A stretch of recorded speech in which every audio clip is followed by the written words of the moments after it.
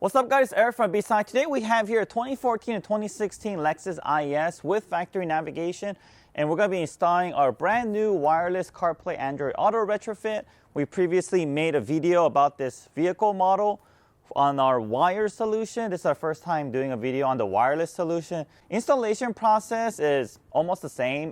There's just one difference. We eliminated one of the connectors to the upper screen to make the installation process easier. And on top of that, the CarPlay module is now wireless, so it does look a little bit different. And also our harness may look a little different, but it's kind of similar. So other than that, it's all the same. So let's not waste any time, get in the vehicle and get started. All right guys, so now that we're in the vehicle, the first thing we're gonna do is make sure we have all the tools we need. So you need a 10mm socket with the extension. You could use a wrench. We have a power tool. Also, you need a Phillips screwdriver like this, medium sized, and a panel removal tool. And also a thick towel, old sweater, or something you can use to protect your interior while you have the radio out. So the first thing you want to do after you confirmed all your tools is pop the hood and disconnect the negative terminal on the car's battery, so that just in case you make any mistakes in here, that you won't end up shorting anything or blowing any fuses. So make sure you do that. After you confirm the disconnect of your battery, you can come inside, back in the vehicle, and get started on the installation. Okay, now that we're in the vehicle, the first thing you want to do is remove the shift knob. So go ahead and grab onto your shift boot like so and just press down. If you have a difficult time pushing this down, you could use the assistance of a panel removal tool. Place it between here and just push it down like so. And after you dislodge the shift boot, go ahead and just turn the shift knob counterclockwise to remove, and then go ahead and set this aside in a safe location. All right, and next you want to go ahead and remove these two panels. It's very easy. Just slip your panel removal tool, just pry it out, and once the clip dislodges, you go ahead and just give it a little pull and pull it towards you. So I'm going to do it for the other side as well. And then just pull it out.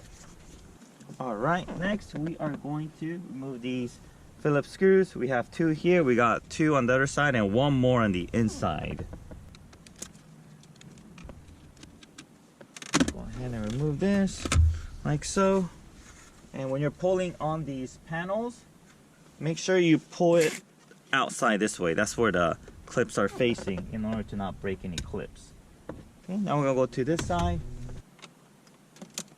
Let's remove these two Phillips screws.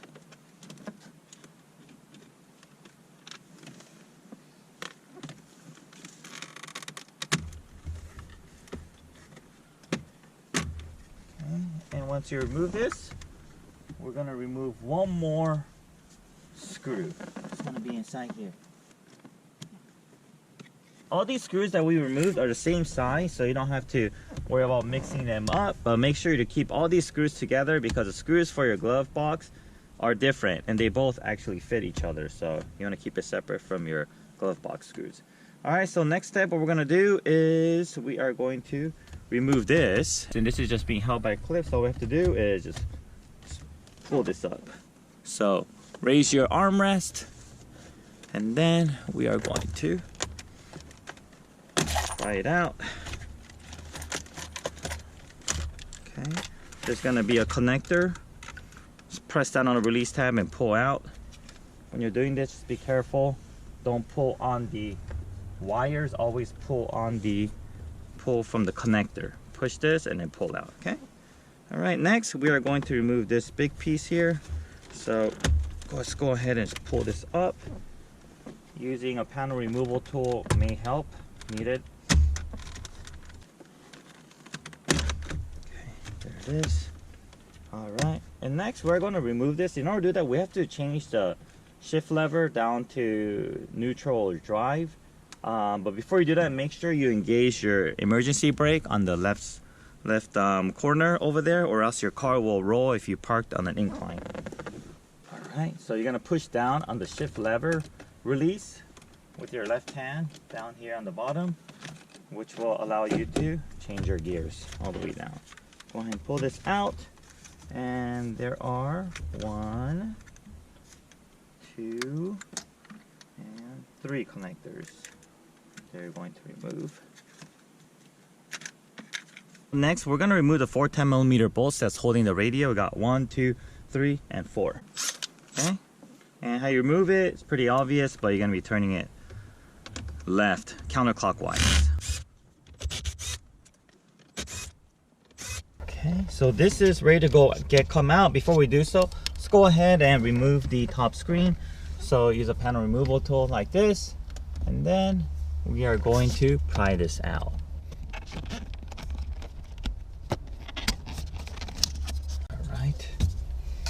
And that will expose two 10mm bolts. We're going to go ahead and remove them using our 10mm socket and our power tool.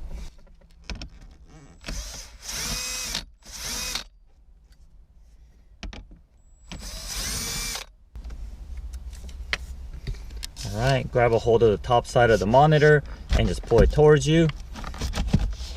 Okay, and there's going to be two connectors, one for your video and one for your other connections to your screen. Alright, so once we have this, there's a little clip that's holding it in place.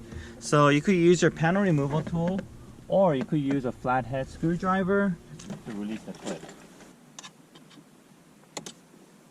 Alright. Go ahead and pull this out. I apologize for not mentioning that you need a flathead screwdriver, but this is like the only time you'll need it. And you don't really need it. If you have a panel removal tool, you could press on the clip, but having something that's more solid will help remove the clip easier. Alright, so now that that's out, next we are going to remove the glove box. Okay, so to remove the glove box, go ahead and just pull on this panel piece here. We're gonna get down low. Let's go ahead and make some room. Okay, and then you could just place your hand in here and just pull down on the under panel. It's just being held by clips. And there's a connector for your footwell lights. We'll go ahead and disconnect that. And we'll go ahead and remove this side panel piece. Use a panel removal tool. And then we're gonna go ahead and pop it out. Let's go ahead and pull this whole thing out. Alright. Just wiggle it off up and down, and it'll come out. And this will expose two 10mm bolts on the right side, and there's also one 10mm bolt on the left side that we're going to remove.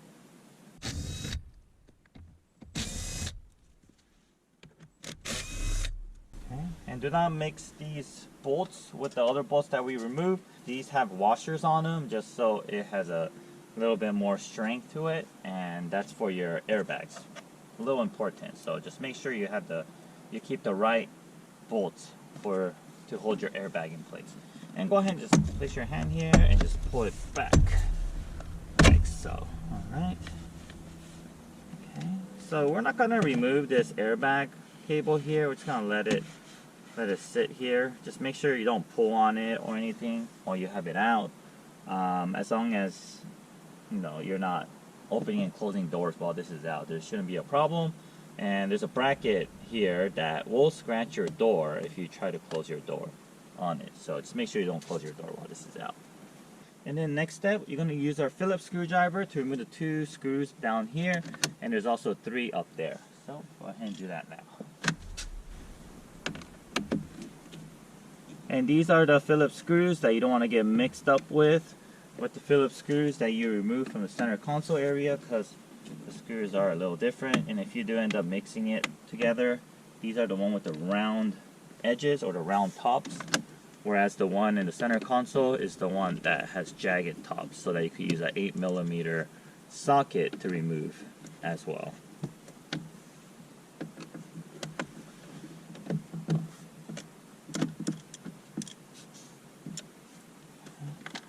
Alright, so now that we have all that removed, this is ready to come out. So go ahead and just grab a hold of this, wiggle it left and right, come out like so. And then there are 2 connectors holding this on the top. One's for your trunk release, and the other one is for your glove box light. Okay, and there's some tape that's holding it. You can just pull on this upwards, it'll come off, and then you could go ahead and retape it back here on this piece here. So let me go ahead and set this glove box aside. Alright guys, so I went ahead and grabbed our kit here. The dip switch is already going to be pre-configured. If you want, there's going to be a label here that you could confirm your correct dip switch setting. So make sure you just double check, because during the installation sometimes people do end up knocking the diff switch to a different setting. Alright, so first step we're gonna do is go ahead and route our GVIF cable. We're gonna route it from up here to here. So this new harness, it's easier to install than the older harness because we don't have to route the big connector up this small channel here. Instead, we just have to deal with these two thin cables coming from the top screen. So let's go ahead and connect the one that's labeled LX12 GVIF in to the factory harness that originally connected to the screen. And there's a little opening here on the side. Just gonna push it through and voila, here it is. Just gonna go ahead and set this down around this area. And then let's go ahead and route our LX out, so GVIF out cable through the same opening that we just pushed our other GVIF in cable to. So get the GVIF out. And always be very careful when handling with these cables, because if you pull on it, it will dislodge. So just be very, very careful and be very gentle with the electronic parts, because whatever you force and push and pull too much, things can break. Now that we routed those two cables, this is what we have left. We have the GVIF out that's ready to connect to the factory screen, and we also have the factory connector going back to the factory screen. So I'm gonna grab my screen again let me go ahead and connect those two connectors back, and then we will place the factory connector back to its original location.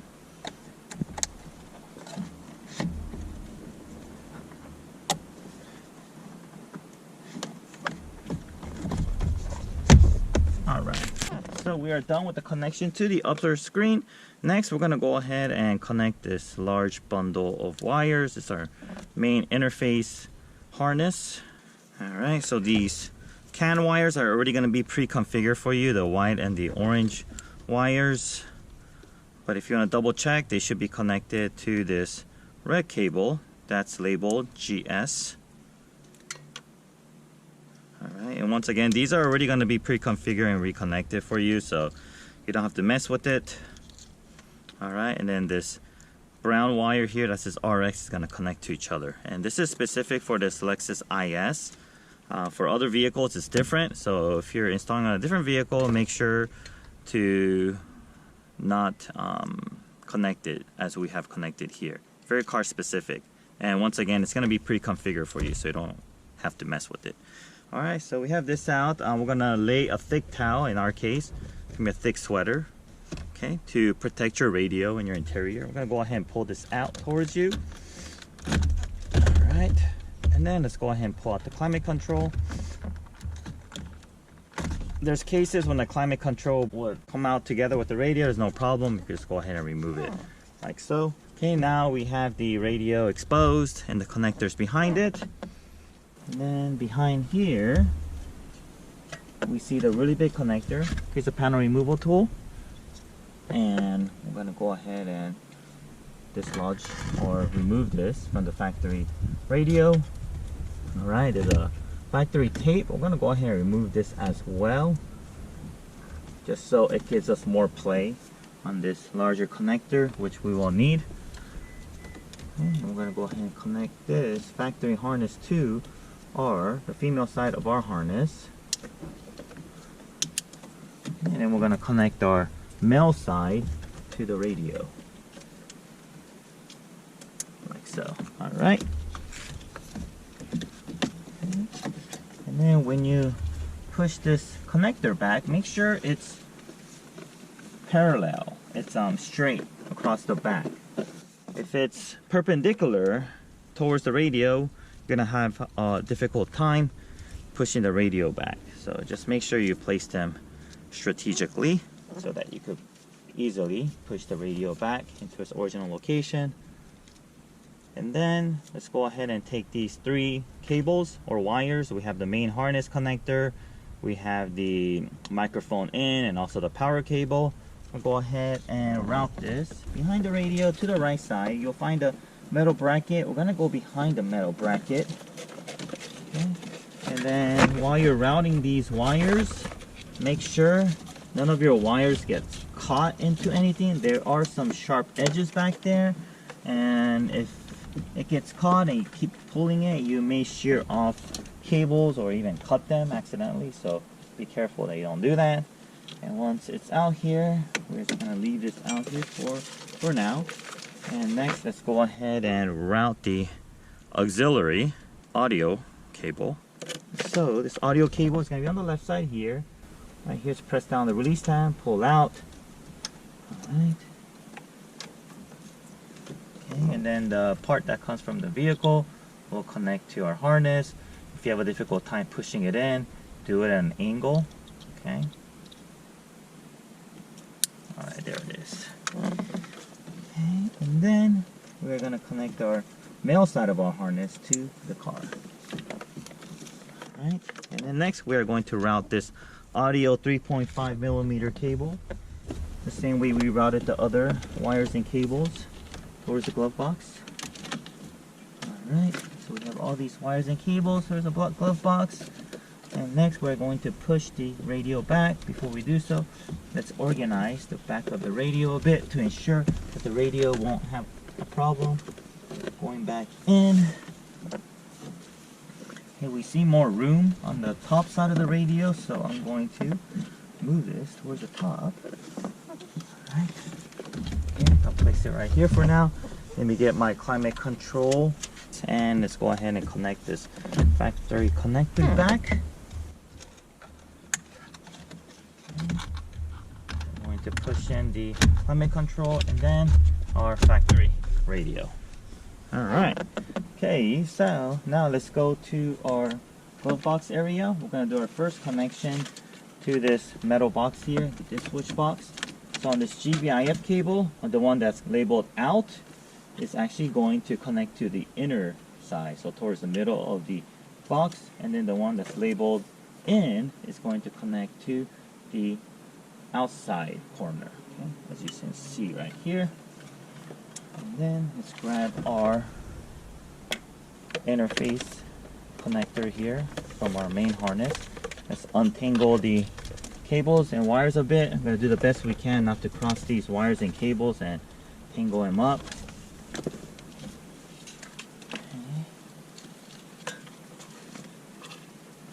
So I'm going to route this down here.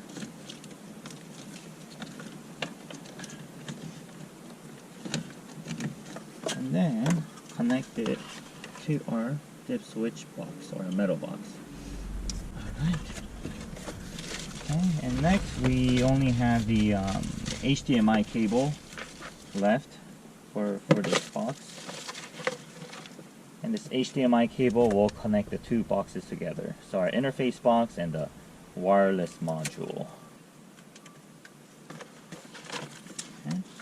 Alright, so our wireless module, I'm going to go ahead and show you two models we have. They're both exactly the same. The only difference is the covering is different.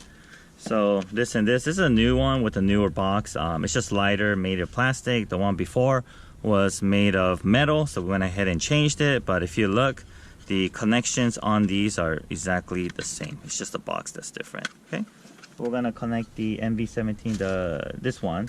I'm going to install this one here.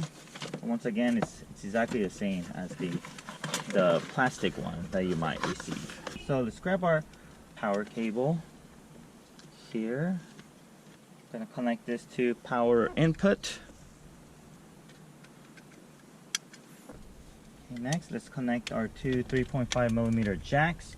One of them is going to be labeled audio, which is going to go to line out. Okay, do not connect to external speaker. External speaker is a mono audio, so your sounds can be distorted if you connect it to your car. So we're going to stay at line out, and we're going to connect the microphone in to the mic input. And we're going to connect the HDMI cables together between these two boxes.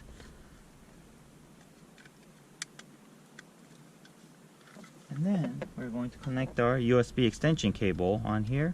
And this USB extension cable is going to get routed to this area. We're going to bring it up here during our final assembly. And we also have this RF antenna. Our antenna, we are going to route it to this area. We're going to tuck it behind here. We don't want this antenna to be right next to any of the two boxes or the factory radio, and this should give enough space so that it won't catch any interference between those devices. Okay, so this one I'm just going to route it back here towards all the other wires and cables. And then let's go ahead and connect it to this wireless module.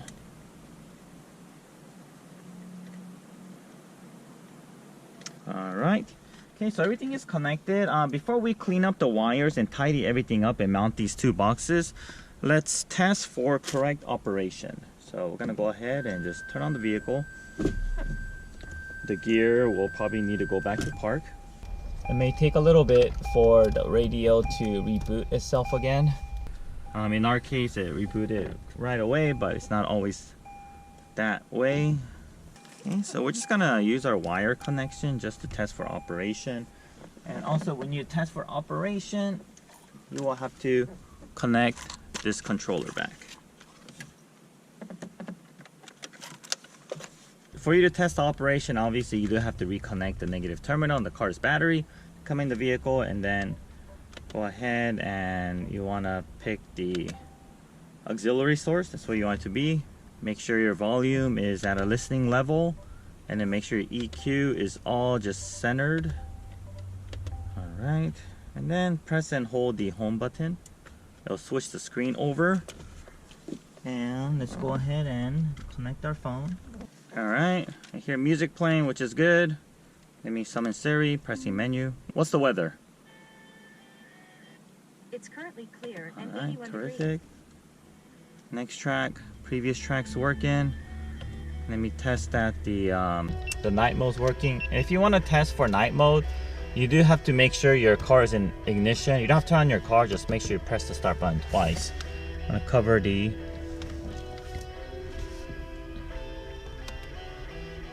okay, it's going in night mode, which is good. Alright guys, so it looks like everything is functioning the way it should. So let me go ahead and tidy this up and reverse order what we just did, and that will conclude our installation. So let me go ahead and do that now. Alright guys, so we went ahead and tidied up all the wires, cables, and mounted the two boxes. Let me show you what I did. So we got the USB extension cord, female side here, and it routed from here all the way back, all the way here, and then to the module, which is behind the kick panel on the passenger side to the right. A little difficult to see, but it's in there. Alright, and then we have the HDMI cable looping back all the way, looping back, behind, and connecting to our interface over here that is being mounted by a lot of double-sided tape. If you got double-sided tape here, make sure you use a lot because it can fall off. Okay, so double-sided tape here, and the GVIF cables and all the harnesses coming down. We zip tied everything to the factory wires. Okay, that's going across, so we zip tied it. Do not zip tie it to this because you're gonna have a harder time pushing the factory glove box back in if you do so. So if you're gonna zip tie it or mount it, do it to this factory cables behind it. And we went ahead and tucked it all behind here. Okay. Oh, another thing is we went ahead and mounted the antenna behind here. So the antenna that's mounted behind here, if you look, you can also see it from up here. It's like wedged in between here. It's not going anywhere. And then the wires are routed back here, all the way through the middle, and then to the passenger kick panel. All right, so let me go ahead and reassemble the car's interior.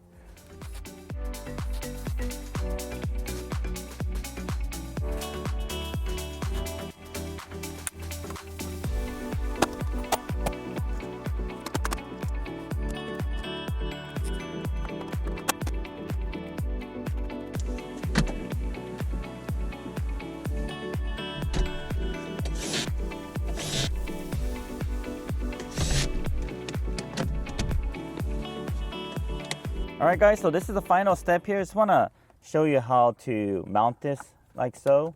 So this is a this is a better place to mount your USB instead of putting in the glove box.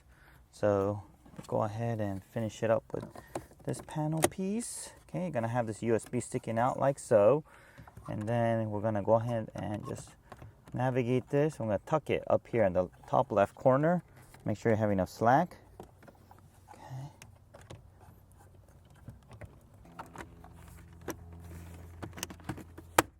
All right, there it is. So when you want to use this charger, you could go ahead and push it out. When you're not using it, you could just tuck it in out of your sight like so. Okay. Cool. All right, so we finished reassembling the vehicle. Let's go ahead and do a quick demonstration. All right, guys, so we went ahead and finished assembling the vehicle. Let me go ahead and do a quick demonstration. So you want to make sure in auxiliary, so if you press your media until it goes to auxiliary, you're good. And make sure your volume is at a listening level, and you're going to want to press the home button, and it'll switch over to the CarPlay screen, CarPlay Android Auto screen. This screen you'll get when nothing is connected. So we're going to do our first initial connection, and before we do so, we want to check two settings here, okay? So go to your Bluetooth settings and make sure your phone is connected to the car's Bluetooth. So it's connected Lexus IS, and make sure the name is Lexus IS. If you see a name that says Car Multimedia or Car Accessory, press this I icon here and change the name to Lexus IS to ensure that your calls are routed correctly to the car's Bluetooth. And then go to accessibility, go to touch, and go all the way down. You want to change this call audio routing to Bluetooth headset. In default, it's set at automatic, so make sure you change that. So those two things are necessary. And the third requirement to make sure your phone correctly routes to the car's Bluetooth is that the phone needs to be connected to the CarPlay device wirelessly. So we're going to go ahead and do that now. Go to General, go to CarPlay, and then give it a little bit of time. It's going to show up down here as NV17WBT. Right now this shows as a different name, Android Auto 12345.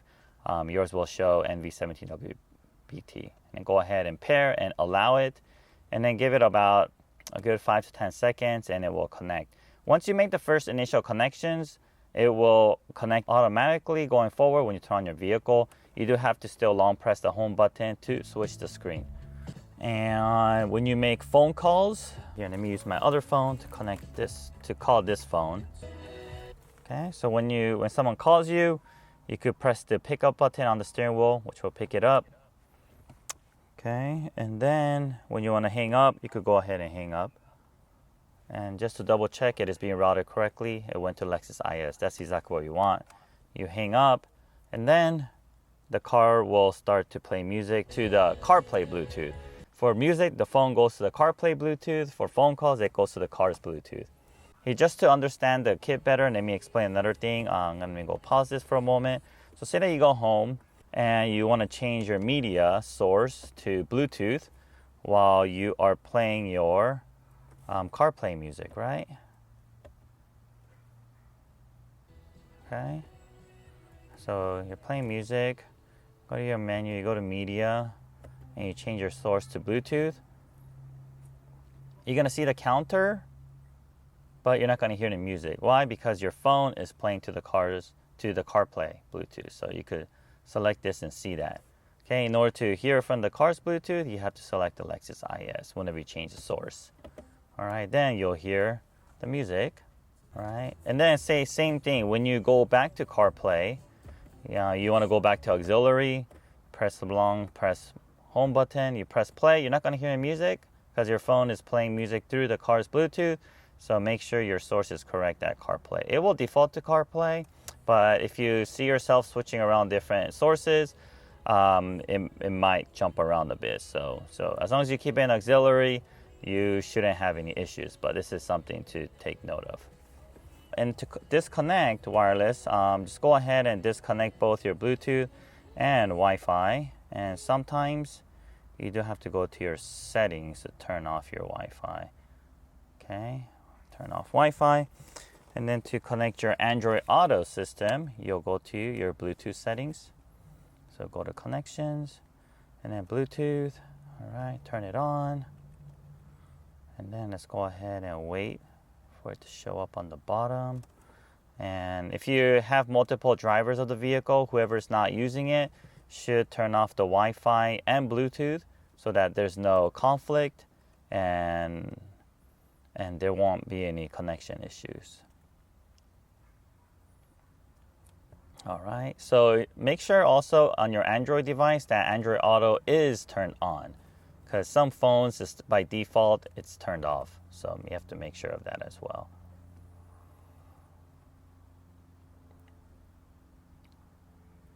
All right, there's the Android Auto. And just show you same controls, up track, bottom track. Home is to go in and out of Android Auto. Menu is Google Assistant. What's the weather? Okay. And then you can also use the track up and down here. And then also the volume controls. And then the pick up and hang up button as well. All right, guys. Well, this concludes the installation and demonstration of our wireless CarPlay interface for Lexus models. This is also compatible with select 2013 all the way to 2021 Lexus models. If you have any questions, leave a comment below or email us at info@bsonicusa.com. And if you haven't yet, make sure you like and subscribe our page for more awesome content in the future. And I'll see you guys on the next video.